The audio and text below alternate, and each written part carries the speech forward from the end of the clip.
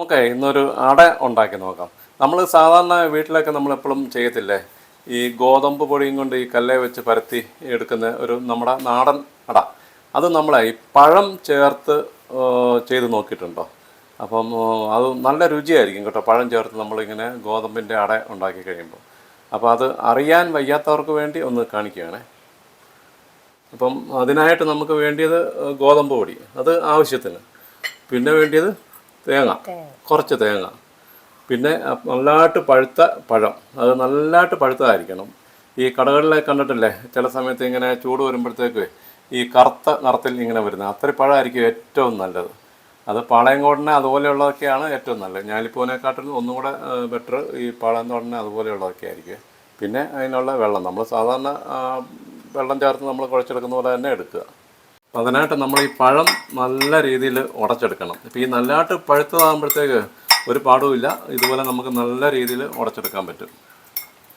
കണ്ടോ, ഇതുപോലെ നല്ല രീതിയിൽ അങ്ങോട്ട് എടുക്കുക. ആദ്യം ഇപ്പോൾ നമ്മൾ ഈ ഉടച്ച് വെച്ചിരിക്കുന്ന ഈ പഴത്തിൻ്റെ അകത്തോട്ട് നമ്മൾ ഈ ചിരണ്ടി വെച്ചിരിക്കുന്ന തേങ്ങ എടുത്തിട്ട് അതെല്ലാം കൂടെ ഒന്ന് നല്ലതായിട്ടൊന്ന് മിക്സ് ആക്കുക അല്ലേ. അപ്പം നമ്മൾ നേരെ അതിനകത്തോട്ട് തേങ്ങ ഇടുക. ഇനിയിപ്പം നമ്മൾ ആ തേങ്ങായും ആ പഴവും കൂടെ നല്ലതായിട്ട് ഒന്ന് മിക്സ് ആക്കണം. ഇതിപ്പോൾ നമ്മൾ തേങ്ങായും നമ്മൾ ഉടച്ച് വെച്ചിരിക്കുന്ന പഴവും എല്ലാം കൂടെ നല്ല രീതിയിൽ മിക്സ് ചെയ്ത് എല്ലാവരും ഇളക്കി ഇങ്ങനെ വെച്ചിരിക്കുകയാണ്.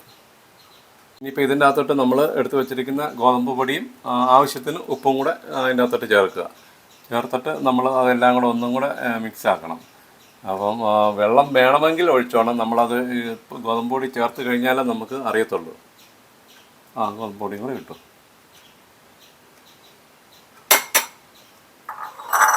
കണ്ടോ, ഇനി ഇതെല്ലാം കൂടെ നല്ലതായിട്ടൊന്ന് മിക്സ് ആക്കുക. ആവശ്യത്തിന് ഉപ്പ് ചേർത്തോണം കേട്ടോ.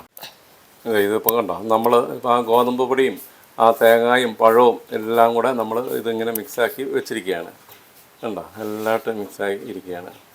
ഇനിയിപ്പോൾ നമ്മൾ പാൻ വെച്ച് ചൂടായി കഴിയുമ്പോൾ നമ്മൾ സാധാരണ അട നമ്മളിങ്ങനെ പരത്തിയെടുക്കുമല്ലോ, അതുപോലെ തന്നെ പരത്തി അങ്ങ് എടുത്താൽ മതി.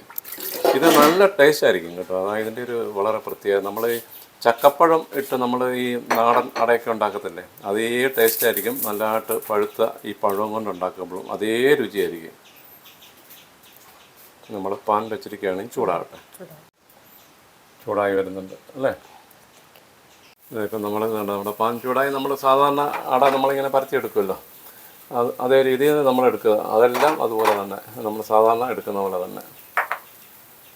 ഇത് നമ്മൾ ഇതിനകത്ത് ഈ പഴം ചേർത്തിരിക്കുന്നതുകൊണ്ടേ നമ്മൾ ഈ ദോശക്കല്ലേ വെച്ച് കഴിഞ്ഞാൽ ചിലപ്പം അതിൽ ചിലപ്പോൾ പിടിക്കാൻ സാധ്യതയുണ്ട്.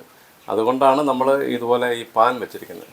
മറ്റാകുമ്പം ദോശക്കല്ല് മിക്കവാറും ഒക്കെ പിടിക്കും ഈ പഴത്തിൻ്റെ ഭാഗങ്ങളൊക്കെ. ഇതാകുമ്പോൾ ആ ഒരു പ്രശ്നം വരത്തില്ല. ഇതുണ്ട്, ഇപ്പോൾ ഇതിപ്പം റെഡി ആയിട്ടുണ്ട്. ഇത് കണ്ടോ, ഇതിൻ്റെ രണ്ട് സൈഡിനും ഒരു പ്രശ്നമില്ലാതെ വന്നത്, കരിയാതെ വന്നതുകൊണ്ട്. നമ്മൾ ദോശക്കല്ലിലാണെങ്കിൽ എങ്ങനെ നോക്കിയാലും മിക്കവാറും ഒരു സൈഡിനെ അതിങ്ങനെ കയറി പിടിക്കും കല്ലേൽ. നമ്മൾ ഈ പാനയിലാകുമ്പോൾ ആ പ്രശ്നം വരുന്നില്ല. ഞാൻ ആദ്യമേ ദോശക്കല്ലിൽ വെച്ച് ചെയ്ത് വന്നുണ്ട്, അത് കാണിക്കാം. അപ്പോൾ നമ്മുടെ ഈ ഇതുണ്ട്, ഗോതമ്പ് ദോശ എല്ലാം റെഡി ആയിട്ടുണ്ട്. നമ്മൾ അതിങ്ങോട്ട് എടുക്കുക. കണ്ടോ, നമ്മൾ ഈ ദോശക്കല്ലില്ലേ, ആ കല്ലേ വെച്ച് നമ്മൾ ചെയ്യുമ്പോൾ ഇത് കണ്ടോ, ഒരു സൈഡിൽ ഇങ്ങനെ കയറി ചെറുതായിട്ട് ഇങ്ങനെ പിടിക്കും.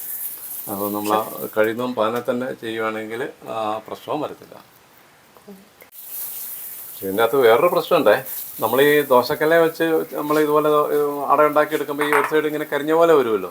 പക്ഷേ അതിനാ ടേസ്റ്റ് കേട്ടോ. നമ്മൾ ഈ പാനെ വെച്ച് നമ്മൾ പരത്തിയെടുക്കുന്നതിനേക്കാളും ടേസ്റ്റ് ഇതുപോലെ കരിഞ്ഞതിനായിരിക്കും. കാണുമ്പോൾ ഇങ്ങനെ കരിഞ്ഞെന്ന് തോന്നും, അത്രയേ ഉള്ളൂ. അപ്പോൾ ഓരോരുത്തരുടെ ഇഷ്ടത്തിന് എങ്ങനെ വേണമെങ്കിലും ചെയ്യാം. ഇത് നല്ല സ്വാദാണ്, നിങ്ങളൊന്ന് കഴിച്ചു നോക്കണം. നമ്മൾ ശരിക്കും ചക്കപ്പഴം കൊണ്ട് നമ്മൾ അടയുണ്ടാക്കുന്ന അതേ ടേസ്റ്റാണ്, യാതൊരു വ്യത്യാസവും ഇല്ല. അതിന് നമ്മൾ ഏറ്റവും നല്ല പഴം തന്നെ, നല്ലതായിട്ട് പഴുത്ത പഴം തന്നെ തിരഞ്ഞെടുക്കണം. അതേ ഉള്ളൂ വ്യത്യാസം. ഞാലിപ്പനേക്കാട്ടിലും നല്ലത് മറ്റു പഴങ്ങളായിരിക്കും, പാളയംതോടന, ആറ്റുകണ്ണനെ, അങ്ങനെയുള്ളതൊക്കെ. ഇപ്പം നമ്മളിപ്പോൾ ഈ ചെയ്തിരിക്കുന്നതിൻ്റെ അകത്ത് ചേർത്തിരിക്കുന്ന നമ്മുടെ ഇവിടെ തന്നെ ഉണ്ടായിരുന്നത് വല്ലാതെ പഴുത്തുപോയി. അത് ആറ്റുകണ്ണനായിരുന്നു, അതുകൊണ്ടാണ് നമ്മളിപ്പം ചെയ്തത്. ആറ്റുകണ്ണനല്ലായിരുന്നു അത്? അതെ, നമ്മളിപ്പം ചെയ്ത ആറ്റുകണ്ണൻ്റെ. ഈ കടകളിലൊക്കെ കിട്ടും നല്ലതായിട്ട് പഴുത്ത്. അല്ല, നമ്മുടെ വീട്ടിൽ നല്ലതായിട്ട് പഴുത്താണല്ലോ. ഇതുപോലെ ചെയ്ത് നോക്കാം, നല്ല സ്വാദായിരിക്കും സംഭവം. അതുപോലെ തന്നെയാണ് കേട്ടോ നമ്മുടെ ഏത്തപ്പഴം ഇല്ലേ, ഏത്തപ്പഴം കൊണ്ടൊക്കെ നമ്മളിത് ഇതുപോലെ ഇങ്ങനെ അട പരത്തി കഴിഞ്ഞാൽ എന്തൊരു ടേസ്റ്റ് ആയിരിക്കും എന്നറിയോ? ഭയങ്കര ടേസ്റ്റ് ആയിരിക്കും. നല്ലതായിട്ട് പഴുത്തതായിരിക്കണം. ഈ പഴത്തിൻ്റെ തൊലി ഇങ്ങനെ ഒരു കറുത്ത നിറത്തി വരത്തില്ലേ, അന്നേരമാണ് ഇതിന് നമുക്ക് ഈ അടയ്ക്ക് ഏറ്റവും ടേസ്റ്റ് വരുന്നത്. അത് ഏത്തപ്പഴമാണെങ്കിൽ ഭയങ്കര ടേസ്റ്റ് ആയിരിക്കും. അപ്പോൾ എല്ലാവരും ഒന്ന് ഇതുപോലെ ഒന്ന് അറിയാൻ വയ്യാത്തവരൊക്കെ ഒന്ന് ഉണ്ടാക്കി നോക്കണേ.